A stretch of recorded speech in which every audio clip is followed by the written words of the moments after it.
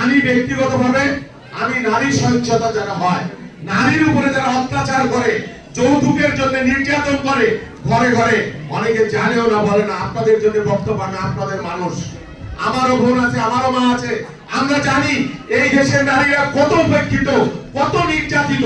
সেই জন্য আপনাদের কারো পরিবারে এরকম যদি হয়, এই নেতৃবৃন্দ আছে, আপনারা সাথে সাথে জানাবেন, না হলে আমাকে জানাবেন, আমরা এর যথাযথ প্রতিকার আমরা করে দেব, আমরা এর ব্যবস্থা গ্রহণ করব। আজকে আপনাদের সামনে কথা দিয়ে গেলাম, কোন নারী কোথাও যদি অন্যায় ভাবে নির্যাতনের শিকার হয়, আমরা তার পাশে ঢাল হিসেবে থাকবো, ভাই হিসেবে থাকবো, অভিভাবক হিসেবে আমরা আপনাদের পাশে থাকবো। বক্তব্য পরিষ্কার, যে কারণে হোক, যেখানেই হোক, আপনাদের এই ভালোবাসার সমর্থন, এটাকে আমি আমানত মনে করি।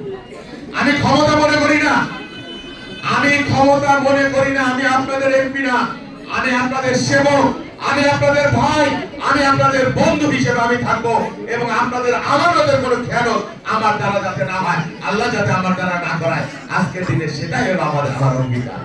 খালেদা জিয়ার ছেলেদের যে অত্যাচার করা হয়েছে, সেইগুলা টেলিফোনেও তাকে শোনানো হয়েছে। তারপরও বেগম খালেদা জিয়া বলেছেন, আমার সন্তানকে যদি তোমরা হত্যাও করো, তবুও আমি বাংলাদেশ ছেড়ে যাব না। বাংলাদেশের 18 কোটি মানুষের মধ্যে থেকে আমি আমার সন্তান খুঁজে নেব, তবুও আমাকে এখান থেকে তোমরা সরাইতে পারবে না। জান নাই আমাদের দেখে আরেকজন তার নেতা কর্মী রেখে, কিন্তু সব গোষ্ঠী সহ একদম সমস্ত এমপি, মাইতুল মোকাররম ইমাম, সাউ পুনা যে যেখানে ছিল, সব নিয়ে নিরাপদে চলে গেল তার কর্মীদের রেখে। বুঝি না, আমি আপনাদের ভাই হিসেবে আপনাদের পাশে থাকবো, আপনারা আমাকে রাখবেন, সন্তান হিসেবে রাখবেন।